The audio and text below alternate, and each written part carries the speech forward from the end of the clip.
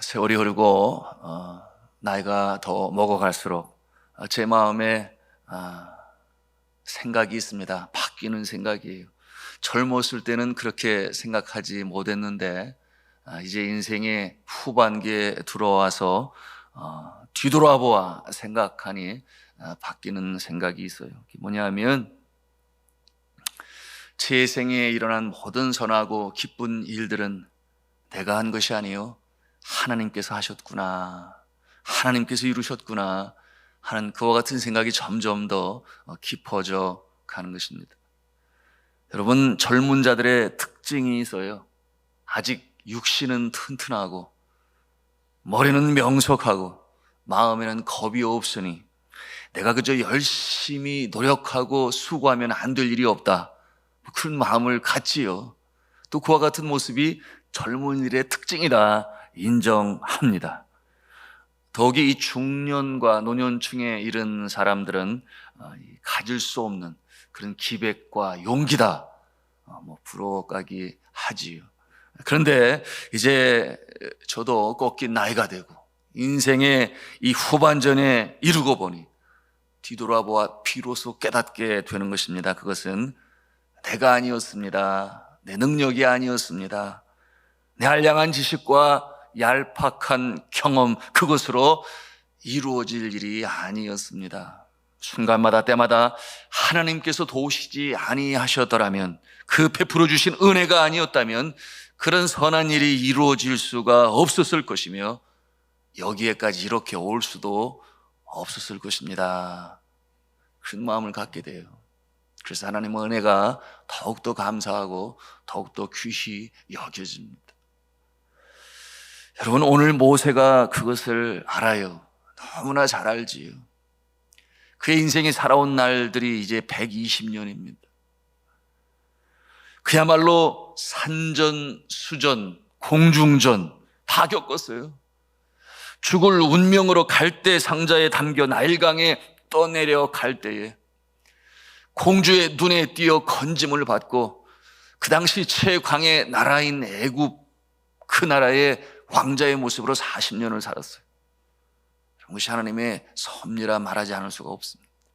그런가 하면은 그처럼 사람을 죽여 살인자가 되니 애굽 왕의 생명의 위협을 느껴 광야로 피신하여 미디안 광야에서 무명의 목자의 모습으로 산 날이 40년이었어요. 그런가 하면 하나님의 부르심을 받아 사명자로 살아가게 되니 출애굽을 하는 일에 이스라엘의 지도자가 돼요. 여러분, 그들과 더불어 산 날이 또 40년이니 여러분, 그 인생의 날이 120년이에요.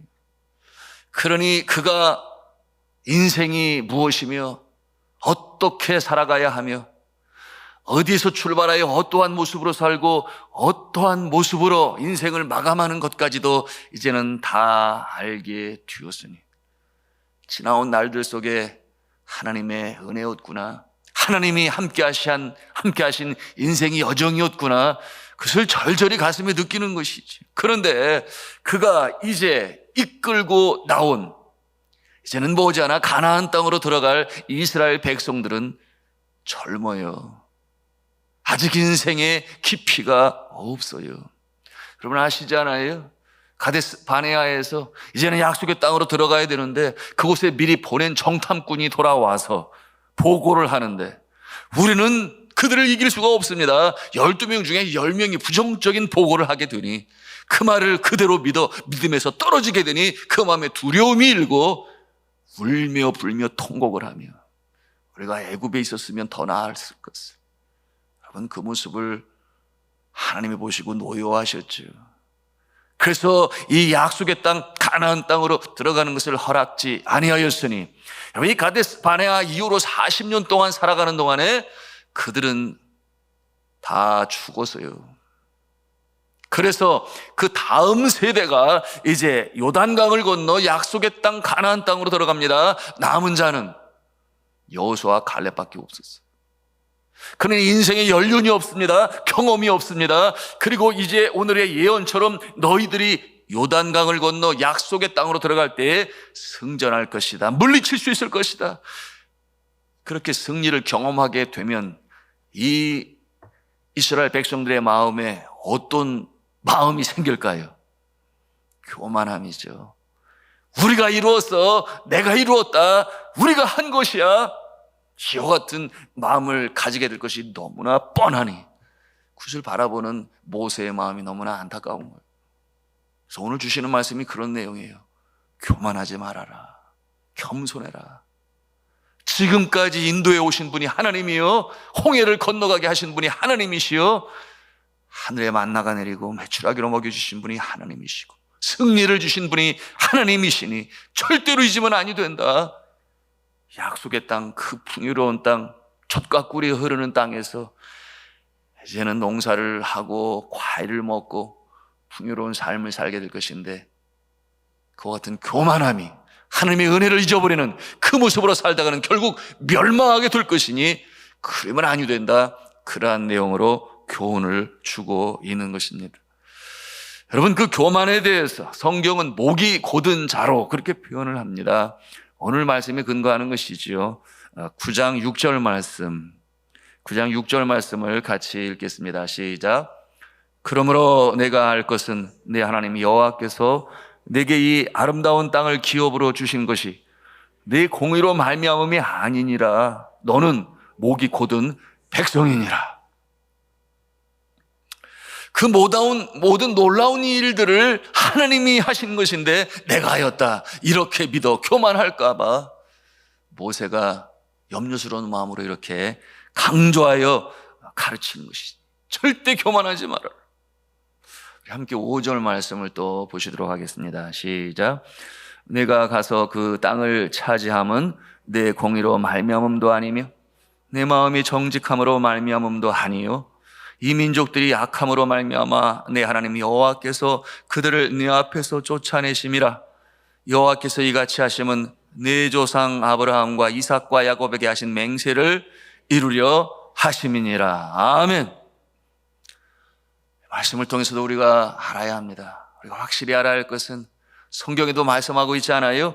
교만은 패망의 선봉이요 거만한 마음은 넘어짐의 앞잡이이니라. 잠언 16장 18절에 주신 말씀이에요. 그런가 하면은 반대로 겸손은 무엇의 앞잡이라고 그랬어요?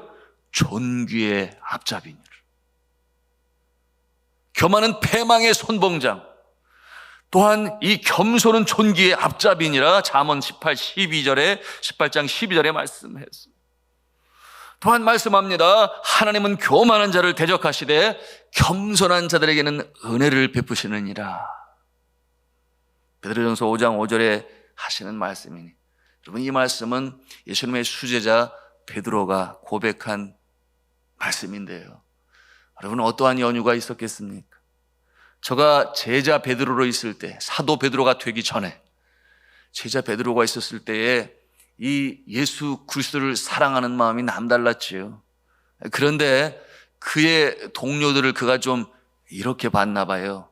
남들은 다 그러지 아니할지라도 누구를 말하겠어요? 곁에 있는 자신의 동료들을 비교하며 나만큼은 주를 따르겠나이다.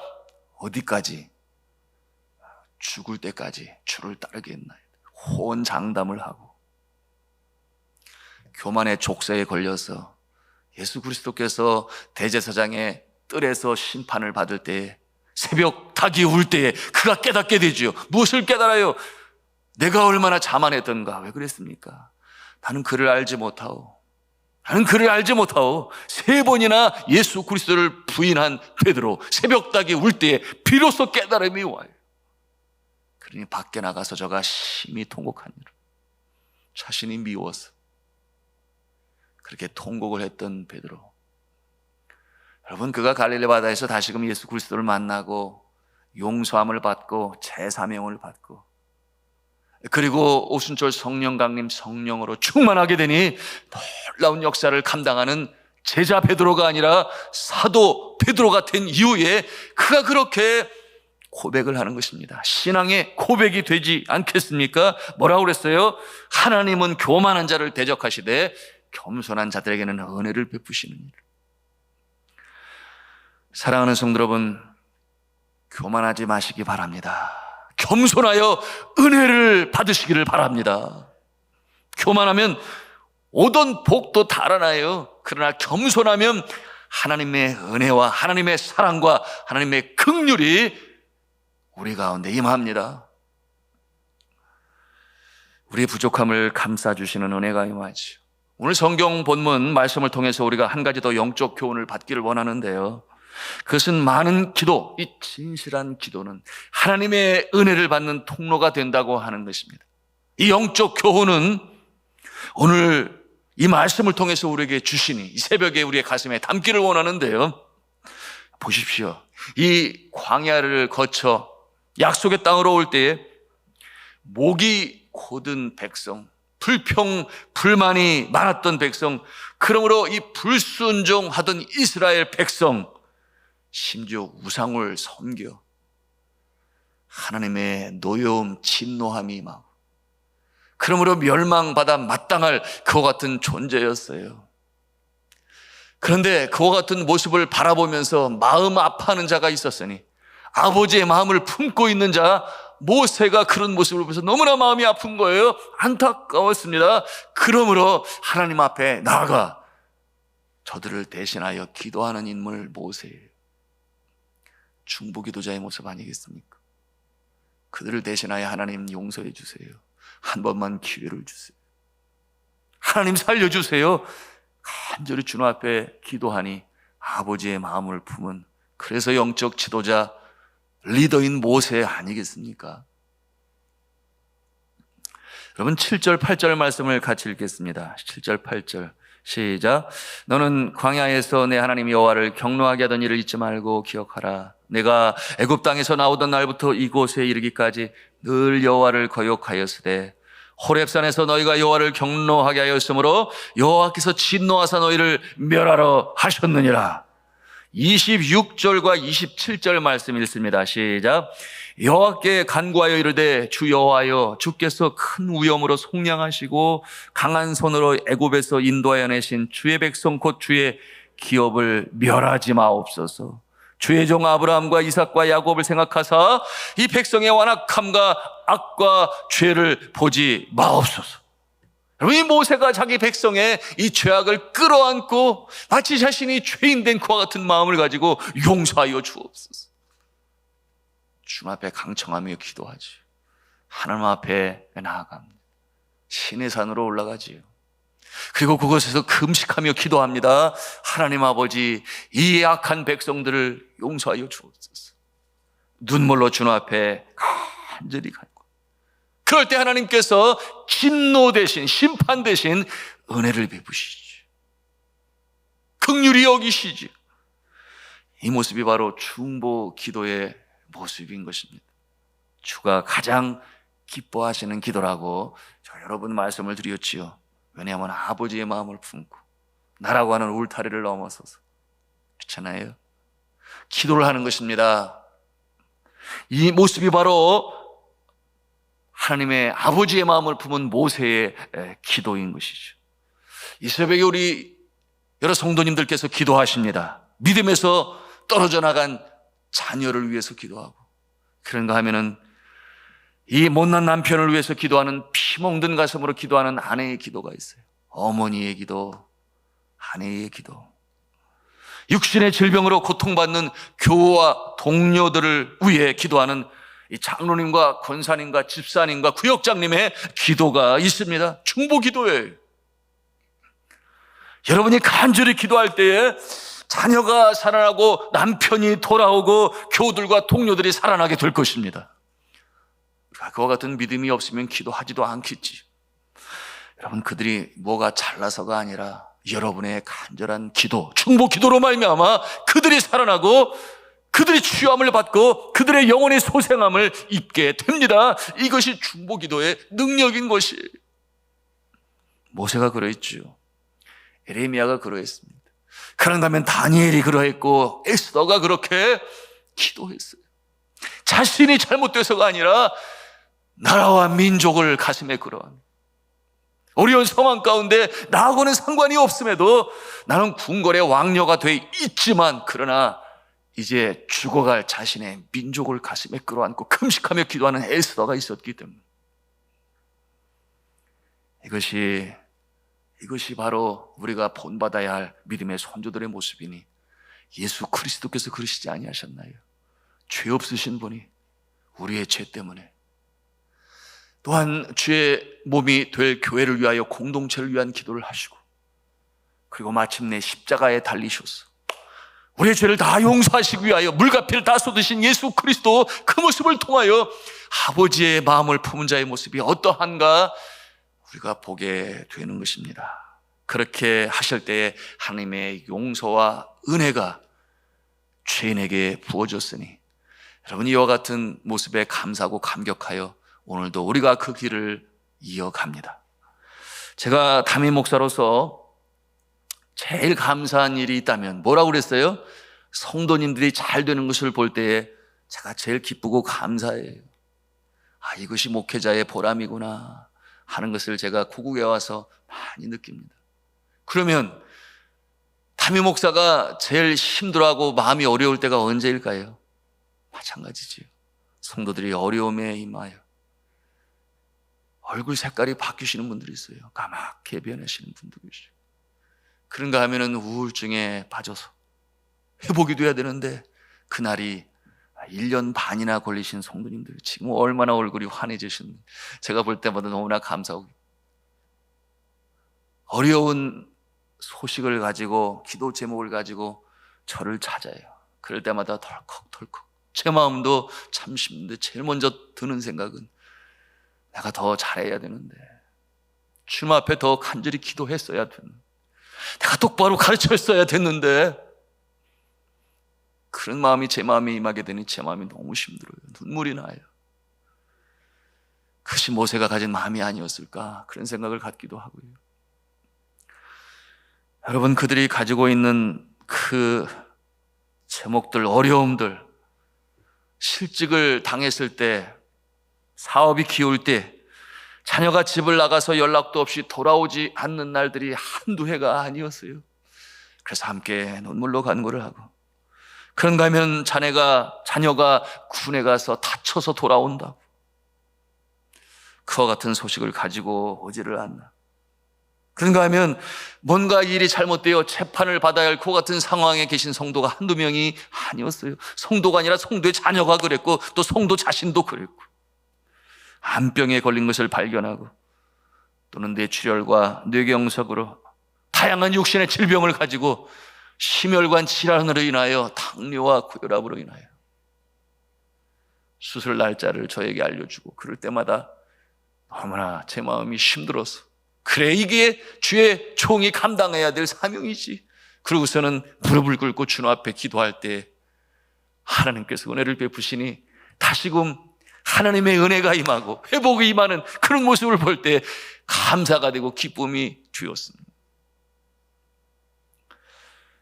지난 주일에도 얼마나 무거운 기도 제목을 주고 가셨는지, 남편이 육종암이라는 게 있어요. 그것으로 인하여 말기가 되고 예후가 너무나 좋지 않았어요.